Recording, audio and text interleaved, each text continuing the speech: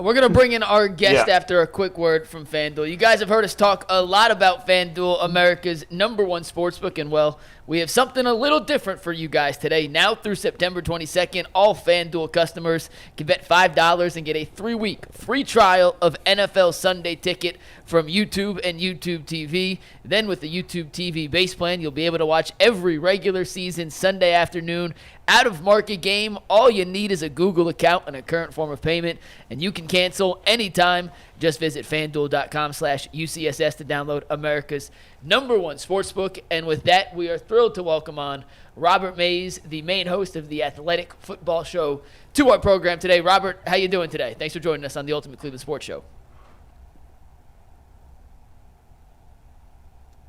Robert, you hear us? Yeah, he clearly can't hear us. Yeah, okay. Sorry about that. Oh, there we go. Beautiful. What's up, Robert? How you doing? Thanks for joining us today. I'm here. Happy to be here. Appreciate it. Robert, I got to say, the Cubs hat in Cleveland is not going to go over well. I'm going to warn you. Coming from a Cubs fan. I am a Cubs fan, that's true. But the rest of Cleveland... Yeah, no. I got the exact same response when I was in Cleveland for training camp, unfortunately. So I come by, as a Chicagoan, I come by it honestly, and it all, for the most part, it's really just so I don't have to worry about my hair. If that makes you feel any better about it. Are you with me that Jed Hoyer should be fired right now?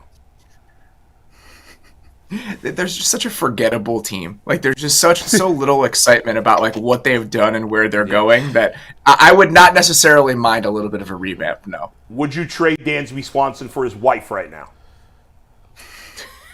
I don't know. Can she play, or is it more just like a vibes thing? Probably better than him. I mean, that contract's a total waste. I guess I would be open to it. Still. I'll take a look at the books and we'll figure it out, but I'm open to it. All right, Robert, let's get to football before we piss off the rest of the fans.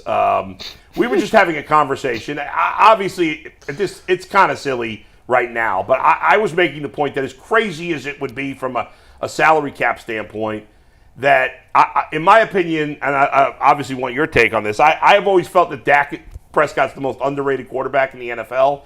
I know he hasn't had great playoff success. I don't think a lot of that's his fault. I feel like people crap on him more than any other good quarterback in the league. And I said that if Watson can't turn it around this year, even though you still owe him for a couple of years, and if Dak doesn't re-sign in Dallas, that if I'm the Browns, with Myles Garrett having only a couple of years left, and Joe Bitonio and Wyatt Teller and Nick Chubb and Amari Cooper, although I don't know if Amari will be here next year, I would go all in and do whatever I had to get Dak next year if Watson flops again this year. Crazy, not crazy? What do you say? I don't think it's crazy on a football level. Yeah. I think the finances of it just become a little bit difficult to pull off. No doubt.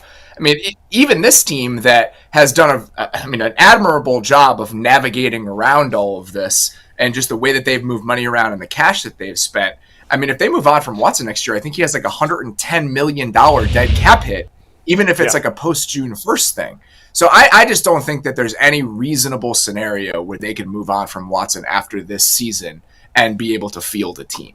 So yeah, in a vacuum, absolutely I would do that, because I think that this team with Dak Prescott, if they weren't the Super Bowl favorite, they'd probably be in the top 3 or 4. But I just don't think there's any reasonable path for that to happen.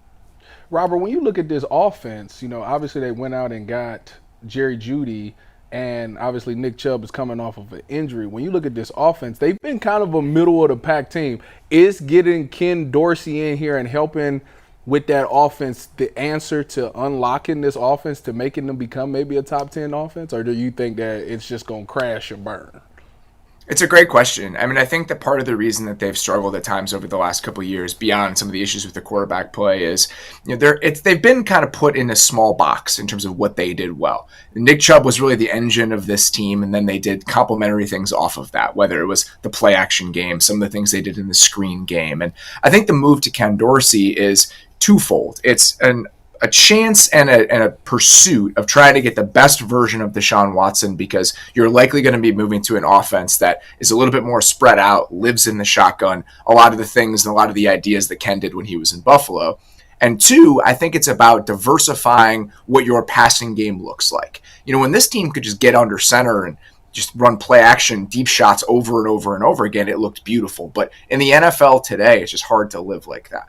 So I think that transitioning to more of a modern, diversified drop back game, the ceiling for that and the possibilities for that give this team options they haven't had in years past. How quickly they take to that and what the acclimation process looks like, I think that becomes the biggest question for the quarterback and for the offense as a whole. Robert, it's just been a weird preseason here. It's just been bizarre, and that's the word I used at the start of the show. The stuff about Deshaun and whether or not he's going to play in Seattle, and he's got a sore arm. How does he have a sore arm? He's hardly thrown the ball over the last week. The offensive line is in shambles. Jed Wills had arthroscopic surgery 9 months ago and still isn't back. Just what's your overall feeling of the success rate and where this team's at right now, and do they have enough time to pull this thing together in time for the opener? I'm worried about it. I mean, I think it's hard not to be worried about it. When you think about the way that Watson played when he was on the field last year, there's no way you can look at this in a sober way and just say, oh yeah, I feel good about where the offense is headed. I feel good with what he's going to provide. I mean, we haven't seen him play more than a handful of games in like 3 or 4 years. So I just don't understand what the path for optimism is necessarily with the quarterback. And then I think that extends to what's going on with the offensive line. I mean, the fact that your 2 starting tackles still haven't been able to really practice for you, and we're a few weeks away from the opener. And, we saw what happened to this team when they had to dig into some of the tackle depth last year. And James Hudson's hurt too, right? I mean, so it's just, again, some of the same issues that arose near the end of last season. It feels like they're chipping away at those again. So if I were a Browns fan or I was somebody in that building, I would definitely have some trepidation about how this has gone in the month or so since they got back. Yeah, it's not been pretty. I mean, now general soreness for Deshaun Watson. You talked about the offensive line. They're banged up in terms of their tight end depth. Denzel Ward has a concussion. I mean, there's still a lot to like about this team on the defensive side of the ball, certainly. But, yeah, it doesn't feel great heading into the start of the season having to play Dallas in week 1. There's no doubt. And let's say they were the best defense in the league last year. There were certain stats that you can look at that they were a historically good defense from the last 25 years. They were dominant for huge stretches of that season. That's not going to happen again. The history will tell you that's just not going to happen again. And they know that. They know that defense, for the most part, comes back to earth at least a little bit after you've had a season like they did last year. It's not crazy or insulting to suggest that this goes from being a borderline historically good defense to merely a defense that finishes somewhere in the top 5. And if that happens, I'm just not sure how much optimism I have in where this offense can go for that group to pick up the slack. And what that means at the end of the road, that formula and that equation overall, where does that leave you? Where does that leave you in the AFC? It probably means that you're a competitive but not overly dangerous team. And when you consider all the money this team has spent, all of the things that they've moved around, and all of the talent that's on this roster, that's a kind of difficult thing to stomach as an end game.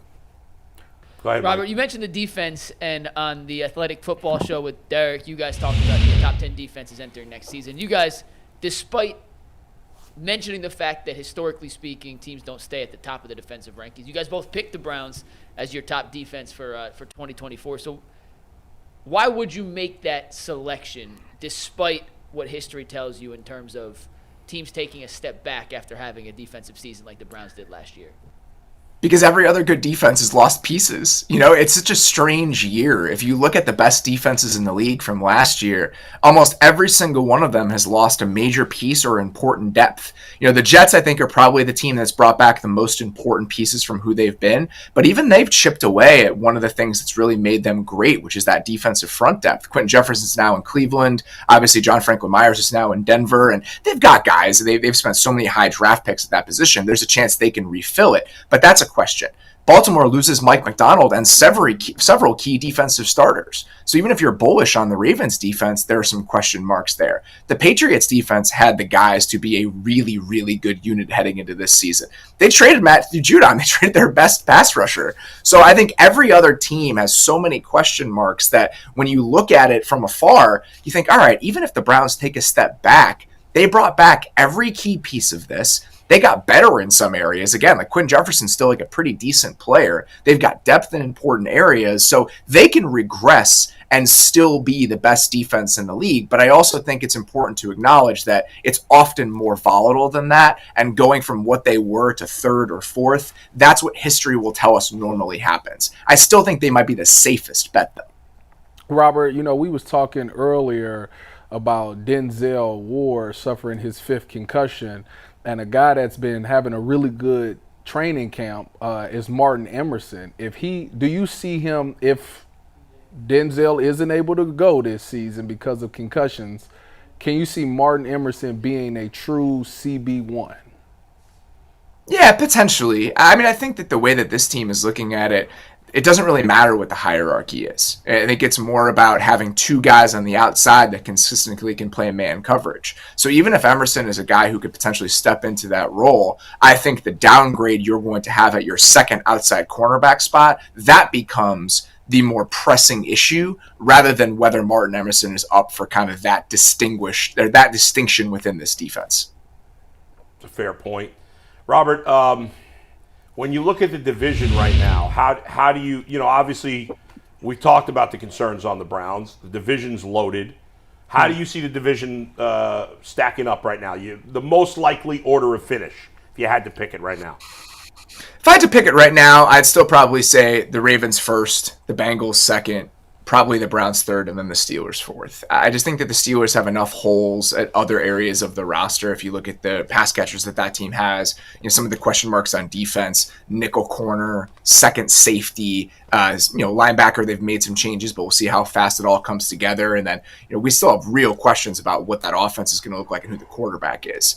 With the Bengals, I think the defense still has question marks, but the offense has a chance to be really, really good again. Like, they have their full stable of guys back, and if it's a top 5 offense, I trust that unit to kind of lift them, even if they have some stops and starts on defense. And even with some of the losses for Baltimore, I still think that is a really good team on both sides of the ball. Kind of along those lines, one of the guys on the panel yesterday, Earl's a huge Browns fan, and he asked the question, what is more likely? The Chiefs win a 3rd consecutive Super Bowl or the Browns win the division? I said the Chiefs winning a 3rd consecutive Super Bowl is more likely than the Browns winning the division, but I'm curious what you think.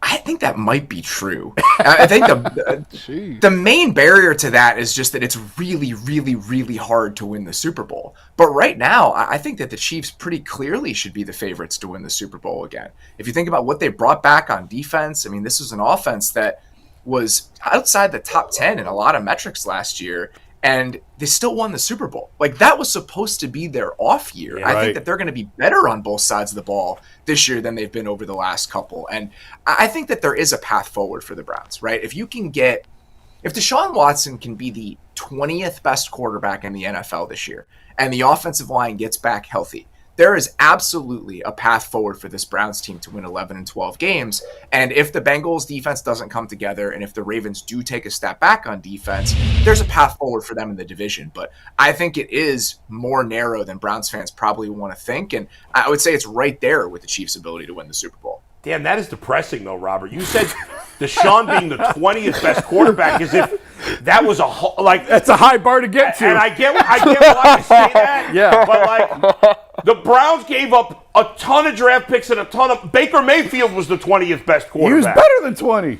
He was better than 20, and I'm no Baker fan. No, he wasn't. Not over a 4 year. Yes, he was. He was around 20. Come on. He was middle of the pack. 20 is mid. No, it's not. No, There's 2 teams. That's back to 16. Yeah, no, it's not. I have a question for you guys. Yeah. If you dropped 2023 Baker Mayfield onto the 2024 Browns, and I could promise you that you got at least 13 games out of Jed Wills and Jack Conklin, what do you think that their record would be? I think they have a good record, and they'd lose in the first round of the playoffs. That's probably fair.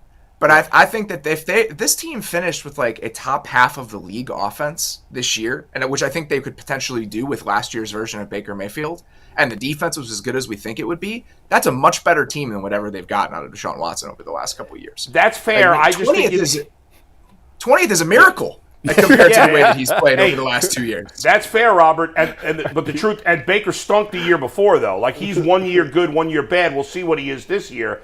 The truth is they didn't think Baker was good enough at the position. I agree. I don't think you can win. I think in 1987 you could win with a quarterback like Baker Mayfield, even with the Ravens defense in the early 2000s, maybe even that last great Seahawks defense. We haven't seen a defense that good. I don't know if we're ever going to see a defense to that caliber anymore. I don't think the Browns were at that level last year. And I don't think you can win with an average quarterback, and that's what I think Baker is.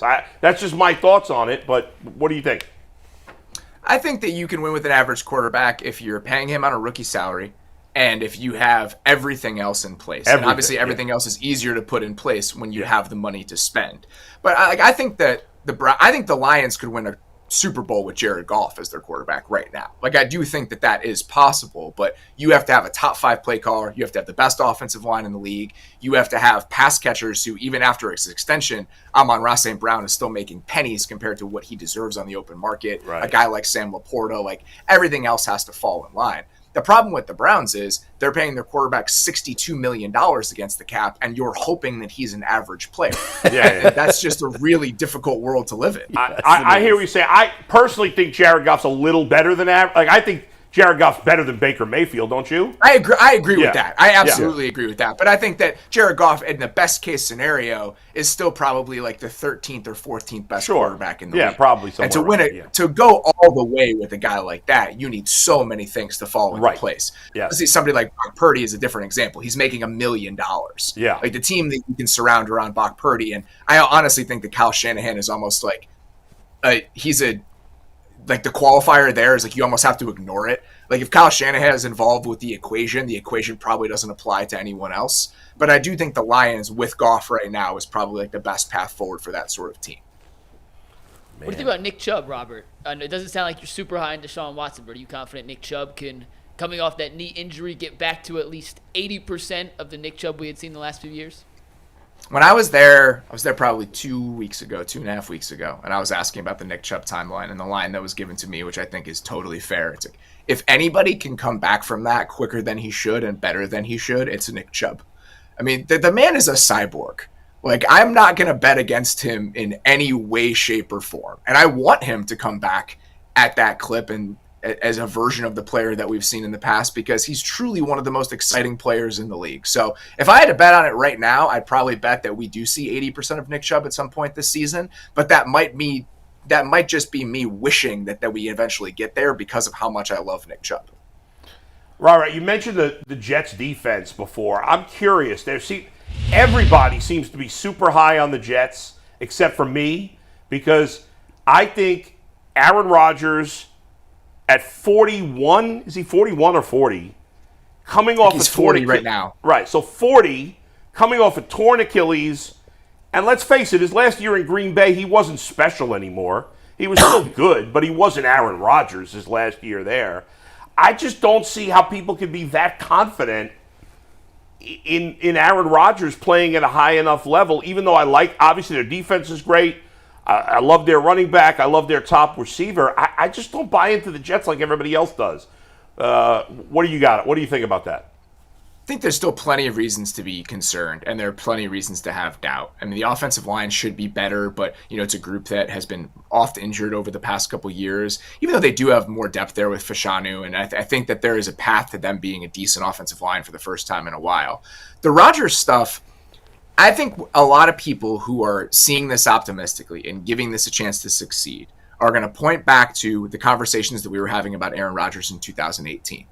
Go back and read about what people were writing about Aaron Rodgers in 2018. Right. And the fact that he was done, he was washed, and then Matt LaFleur comes in, he becomes engaged again, and he wins 2 MVPs. So that's the argument in favor of the Aaron Rodgers experiment with the Jets. But he was 34, though, Robert. He was 34. Totally fair. Yeah. And I think going back, and I've had similar concerns, we've had similar conversations about this. How good was he actually the last time that we saw him in Green Bay? Yeah. And my stance on this is that physically, he was still making all the throws. He was still capable of doing and putting the ball where he wanted to in the same way he had in years past. What it looked like his last year in Green Bay is that he was over it. There was a young receiving core. Devontae Adams was gone. I think that the relationship he had with Matt LaFleur had kind of run its course. So there's a chance, and this is what you have to be hoping for if you're the Jets, that if he is engaged again, the physical skill set hasn't diminished enough where you can get a guy who's 80% of what he was when he won those MVPs. I think that's more narrow than Jets fans probably want to believe, but I do think that there is a path for that happening. Robert, you got the Bears helmet behind you, and I got to ask you about this Caleb Williams thing. Are you excited about the plays that he made, or do you think that if Justin Fields was still there, he could have done better? I definitely am excited about the plays that he made. I mean, the scramble for a touchdown, like, that's whatever. Like, that Justin Fields is going to do that. Justin Fields has done that. The biggest difference to me, and people I think are going to paint them with similar brushes in terms of how long they hold on to the ball, the tendency to potentially take sacks as we get into the season. The key difference in my mind, is that Justin Fields, while a physically talented player, was never a creative player. Justin Fields was robotic in the pocket. His throwing motion is robotic. He is not a creative player from the pocket. Arm angles, moving around the pocket, changing arm slots, throwing off platform. Those are things that Justin Fields did not do well. That is the selling point with Caleb Williams. So the running around stuff, that I don't really care about. But some of the things he can do in terms of creative throwing and creative playmaking, that is an element of his game that Justin Fields never had, and that's why I think that distinction is important. Robert, great stuff, great insight. Check out the Athletics Football Podcast. We appreciate you taking the time. Absolutely, guys. Anytime. Thanks. Robert Mays, he's really good. Very good. And his podcast, The Athletic Football Show, we had Derek Clausen on a couple weeks ago, who's his co-host. They come out 2-3 times a week. Definitely worth your time if you get a chance to listen. And we appreciate Robert for taking some time to join us here on the Ultimate Cleveland